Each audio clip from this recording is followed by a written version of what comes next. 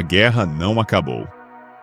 Os canhões não silenciaram, mas já agora, antes mesmo de os escombros terem sido removidos, antes de os diplomatas terem chegado a um acordo sobre como classificar o que acabou de acontecer, o mundo está a reorganizar-se em torno de um novo conjunto de fatos. As guerras não se limitam a destruir, elas revelam. E o que esta guerra revelou sobre a distribuição de poder no século XXI é algo que nem Washington nem Pequim estão a dizer em voz alta, pois dizê-lo em voz alta exigiria admitir coisas que nenhuma das duas capitais está preparada para admitir. A guerra com o Irã durou 47 dias em sua fase mais intensa. Não terminou com um tratado, mas sim com uma pausa exausta. Um cessar-fogo inquieto que ambos os lados já violaram nas semanas que se seguiram ao seu anúncio. O disparo de mísseis cessou em grande parte. O bloqueio naval, contudo, prossegue. Os diplomatas reúnem-se nos saguões de hotéis em Islamabad e Istambul, proferindo declarações que contradizem o que outros diplomatas haviam dito horas antes. Ninguém venceu. Ninguém perdeu. E essa ambiguidade é, precisamente, o ponto central da questão. Afinal, a guerra nunca foi de fato sobre o Irã.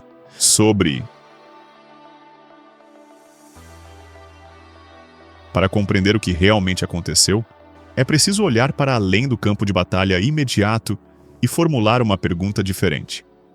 Não. Quem disparou o que contra quem? Mas sim, quem precisava desta guerra? Quem se beneficiou dela? Quem a observava com maior atenção à distância? E que conclusões essas partes estão agora a extrair? Pois todas as grandes potências do planeta passaram os últimos 47 dias realizando cálculos que nada tinham a ver com as instalações nucleares iranianas ou com as rotas de navegação do Estreito de Hormuz. Elas estavam a calcular algo muito mais importante. Estavam a calcular se o poder americano ainda significa o que costumava significar. Essa questão vem se gestando há décadas. Não teve início com esta guerra. Começou com o Iraque, com o Afeganistão, com a crise financeira de 2008 e com a lenta erosão da arquitetura institucional que os Estados Unidos construíram após 1945, e na qual gradualmente deixaram de acreditar. Cada um desses momentos desgastou algo dessa estrutura. Mas esta guerra acelerou o processo de maneiras que uma década de declínio gradual não teria conseguido. Pois desta vez, os limites do poder americano não eram apenas visíveis, eram mensuráveis. Foram contabilizados em mísseis interceptados, em navios-tanque desviados de suas rotas e no número de dias que as negociações de paz em Islamabad levaram para ruir, antes mesmo de qualquer das partes ter concordado com uma pauta de discussões. Comecemos pelo que os Estados Unidos efetivamente conquistaram. Os ataques degradaram partes significativas da infraestrutura nuclear do Irã. Instalações-chave foram danificadas, algumas gravemente. A rede de defesa aérea iraniana, formidável no papel, teve um desempenho muito abaixo das expectativas diante do peso combinado das munições de precisão americanas e israelenses. O bloqueio naval estrangulou o tráfego portuário iraniano e impôs custos econômicos reais em um espaço de tempo muito curto. Pelas métricas estritas de uma campanha militar, os Estados Unidos demonstraram capacidades que nenhuma outra nação na Terra é capaz de igualar. A capacidade de projetar esse tipo de força a essa distância e com essa precisão permanece singular. Ninguém sério contesta isso. Mas eis o que quase ninguém notou nas primeiras semanas da campanha. Os estoques de mísseis estavam se esgotando mais rapidamente do que qualquer um havia admitido publicamente. A logística de sustentar operações de ataque de alto ritmo naquele teatro de operações sobrecarregou cadeias de suprimentos que já haviam sido fragilizadas por uma década de pressões orçamentárias e pelas exigências de abastecimento da Ucrânia. Os grupos de porta-aviões estavam onde precisavam estar, mas a profundidade de seus paióis, o inventário real de munições de precisão que poderia ser sustentado ao longo de uma campanha prolongada, revelou uma lacuna entre o poder militar americano, tal como é percebido, e o poder militar americano tal como realmente existe no mundo real da capacidade industrial e dos cronogramas de aquisição de defesa. A lacuna não era catastrófica, não era sequer necessariamente surpreendente para aqueles que estudam esses assuntos, mas era visível. E na geopolítica, a visibilidade muda tudo. A China viu, a Rússia viu, todo o governo no Oriente Médio viu, todo o Ministério da Defesa na Ásia viu, e o que viram não foi o colapso da primazia militar americana. Foi algo mais preciso e, portanto, de maiores consequências. Eles viram o teto. E uma vez que se vê o teto, começa-se a planejar de acordo. Pequim passou os 47 dias desta guerra fazendo algo que atraiu quase nenhuma atenção na mídia ocidental, pois a mídia ocidental estava focada no drama diário de ataques e contra-ataques e no colapso das negociações de paz. A China estava se posicionando, silenciosamente, metodicamente, com a paciência de um Estado que pensa em décadas e não em ciclos de notícias. Pediu moderação, expressou preocupação com as condições humanitárias, ofereceu-se para mediar, disse todas as coisas diplomaticamente corretas, enquanto simultaneamente fazia algo inteiramente diferente. Estava aprofundando seus relacionamentos em todo o Oriente Médio, oferecendo financiamento para a reconstrução e expandindo sua presença diplomática em países que observavam o desempenho americano e tiravam suas próprias conclusões. E, nos bastidores, quase despercebida, movia as peças de sua cadeia de suprimentos de minerais críticos para posições que teriam uma importância enorme em qualquer mundo que viesse a seguir. A dimensão do galho nesta história merece muito mais atenção do que tem recebido. O galho é o metal que faz funcionar os semicondutores modernos. Sem ele, os sistemas de orientação de precisão das munições disparadas durante esta guerra não podem ser fabricados. A China controla 99% da produção global de galho. Proibiu as exportações para os Estados Unidos no final de 2024. E à medida que a guerra revelava o ritmo de consumo de munições de precisão em um conflito moderno de alta intensidade, cada planejador de defesa em Washington atualizou silenciosamente sua avaliação de ameaças para incluir uma vulnerabilidade que é muito mais profunda do que mísseis iranianos ou navios de guerra chineses. É a vulnerabilidade de uma superpotência militar cujas armas mais sofisticadas dependem de uma cadeia de suprimentos que passa diretamente pelo território de seu principal competidor estratégico. Esse não é um problema tático, é um problema estrutural, e não se resolve em 47 dias nem em 47 meses. A Rússia, por sua vez, fazia aquilo em que se tornara especialista na era da distração ocidental. Avançava. Não de forma dramática. Não por meio daqueles amplos movimentos operacionais sobre os quais os estrategistas militares costumam escrever, mas de forma constante e metódica, avançando a passos lentos na Ucrânia, enquanto a capacidade estratégica do governo Trump era inteiramente consumida pelo drama no Oriente Médio. As conversas de paz na Ucrânia, já estagnadas, tornaram-se ainda mais frias. O empréstimo da UE a Kiev foi bloqueado. Estimava-se que as reservas do governo ucraniano se esgotariam até maio, e as receitas petrolíferas da Rússia, inicialmente prejudicadas por ataques de drones ucranianos a terminais de exportação, foram parcialmente compensadas pela disparada global dos preços do petróleo, provocada justamente pela guerra com o Irã. Moscou não precisou fazer nada engenhoso. Precisava apenas que o mundo olhasse para outro lado. E o mundo assim o fez. Foi então que tudo mudou. Pois o cessar-fogo, quando finalmente chegou, não produziu a resolução que as campanhas militares supostamente deveriam produzir.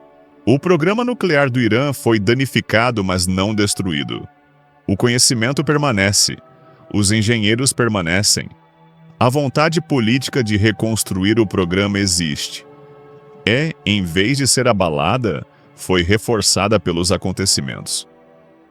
Um país que se sentiu sob ataque existencial não emerge dessa experiência concluindo que deve ser mais complacente com as exigências externas. Ao contrário, emerge concluindo que a capacidade pela qual foi atacado era, de fato, algo que valia a pena buscar. E que deve ser reconstruída o mais rápida e discretamente possível. A lição da guerra, na perspectiva de Teherã, não é a de que as ambições nucleares sejam perigosas demais. É a de que elas não haviam avançado o suficiente, nem com a rapidez necessária. O que aconteceu em seguida não foi apenas inesperado. Alterou todo o cálculo estratégico. O cessar-fogo gerou um vácuo de poder. E para preencher esse vácuo, não avançaram os Estados Unidos, nem qualquer outra potência ocidental, mas sim uma constelação de potências médias e atores regionais, que ao longo de todo esse conflito vinham discretamente consolidando sua influência.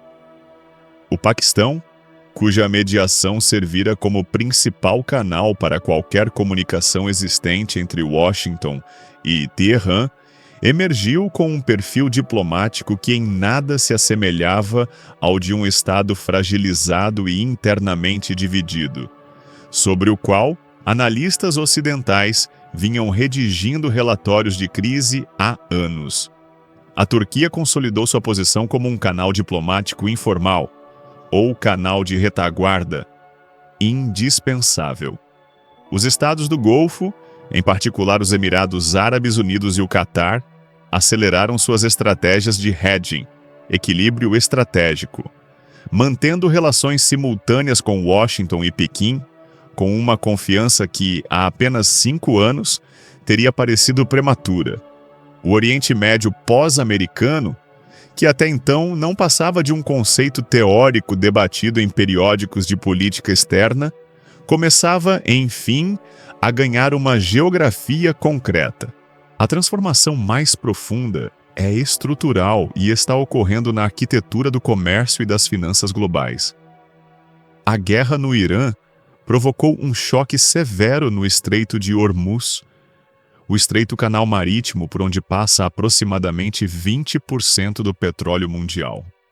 O bloqueio, as ameaças de minas, a disparada dos prêmios de seguro, o redirecionamento dos navios-tanque, tudo isso em conjunto acelerou um cálculo que toda nação importadora de energia vinha realizando em segundo plano há anos.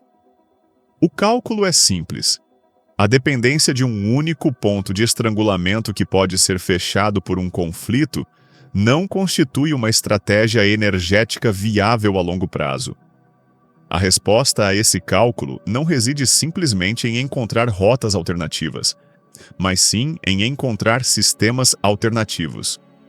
E esses sistemas alternativos, redes de oleodutos, rotas terrestres, novas parcerias energéticas, orientam-se, em sua esmagadora maioria, em direções que beneficiam a China e a Rússia, em detrimento dos Estados Unidos. O corredor norte-sul entre a Rússia e o Irã, há muito discutido e desenvolvido lentamente, passa subitamente a parecer menos um projeto de evasão de sanções e mais a espinha dorsal de uma arquitetura econômica paralela, que dispensa a aprovação norte-americana para funcionar. Considere o que isso significa concretamente. O papel do dólar como moeda de reserva mundial não é garantido pelos valores ou pelas instituições norte-americanas. É garantido pelo fato de que a maior parte do comércio mundial crítico, sobretudo o petróleo, é denominada em dólares. Quando os sistemas pelos quais esse comércio flui começam a fragmentar-se, quando emergem corredores alternativos, denominados em outras moedas e assegurados por outras instituições, os alicerces do domínio do dólar começam a ceder. Não de forma rápida, não de forma catastrófica, mas de forma perceptível. E as percepções nos sistemas financeiros têm o poder de se tornarem profecias autorrealizáveis. A partir deste ponto, vislumbram-se diversas trajetórias, e nenhuma delas é simples. Na primeira delas, os Estados Unidos assimilam as lições desta guerra e respondem com disciplina estratégica, recompondo seus estoques de mísseis, investindo na produção interna de galho e de minerais críticos e mantendo seus compromissos de aliança na Europa, ao passo que gerenciam o Oriente Médio com uma presença mais leve e sustentável. Essa trajetória é possível. Ela exige uma vontade política que o atual cenário torna difícil de sustentar, mas a capacidade institucional para tal já existe. Os Estados Unidos já surpreenderam o mundo anteriormente, ao encontrar reservas de disciplina estratégica que sua disfunção política parecia inviabilizar. Na segunda trajetória, o esgotamento produzido por esta guerra aprofunda o retraimento que já estava em curso. O sistema político, sobrecarregado pelos custos internos do conflito, volta-se ainda mais para dentro. Os aliados na Ásia, que já se mostravam incertos quanto ao compromisso americano, tornam-se ainda mais inseguros. Pequim interpreta essa incerteza corretamente e acelera seu cronograma no Mar da China Meridional e em relação a Taiwan. A terceira trajetória é a mais perigosa e a menos discutida. É aquela na qual nem Washington nem Pequim têm a intenção de promover uma escalada, mas ambas operam em um mundo onde as regras que anteriormente regiam sua competição foram silenciosamente descartadas, e onde a próxima crise, onde quer que ocorra, seja qual for sua causa imediata, encontra ambas as potências desprovidas das salvaguardas que impediam erros de cálculo na era anterior. A guerra com o Irã não deu início à rivalidade entre os EUA e a China. Ela não alterou fundamentalmente o equilíbrio de poder subjacente entre dois estados cujo peso econômico e militar combinado ofusca qualquer outro ator no sistema. Mas ela realizou algo mais sutil e, talvez, mais duradouro. Ela conduziu um teste real do poder americano sob condições concretas, em tempo real, observado por todos os governos da Terra. E os resultados desse teste, não os resultados de manchete, não as avaliações de danos divulgadas pelo Comando Central, mas os resultados mais profundos, referentes à logística, à sustentabilidade, à gestão de alianças e à disposição dos parceiros em seguir a liderança americana rumo a confrontos custosos. Esses resultados estão sendo estudados neste exato momento em capitais que vão de Pequim a Brasília, de Riad a Jacarta.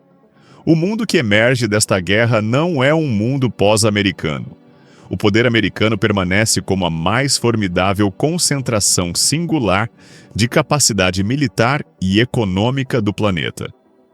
Mas é um mundo no qual a primazia americana é cada vez mais compreendida como condicional, e não absoluta, condicionada a decisões que ainda não foram tomadas, sustentada por instituições que se encontram sob pressão, dependente de alianças, cuja profundidade é incerta e limitada por um ambiente político interno que torna genuinamente difícil manter a consistência estratégica de longo prazo. Esse é um tipo de mundo diferente daquele que existia em 12 de setembro de 2001. É um tipo de mundo diferente daquele que existia em 2011, ou mesmo em 2019. A história não anuncia seus pontos de virada. Ela não faz uma pausa para permitir que os participantes compreendam o que acabou de mudar. Os homens e mulheres que tomam decisões hoje em Washington, Pequim, Teherã, Kiev e Islamabad operam em meio à névoa de uma transição que conseguem sentir, mas ainda não conseguem enxergar plenamente. As estruturas da velha ordem ainda estão de pé. As instituições ainda se reúnem. As alianças ainda se mantêm, em sua maioria.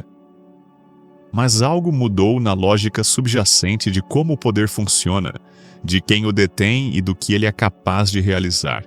O cessar-fogo vai se sustentar, ou não. As negociações em Islamabad produzirão algum resultado, ou não. O Irã se reconstruirá ou será impedido de fazê-lo, ou encontrará uma maneira de realizar ambas as coisas simultaneamente. Nada disso constitui a verdadeira história. A verdadeira história é a do mundo observando, aprendendo e recalculando a rota. E é nesse recálculo que reside a forma do que virá a seguir.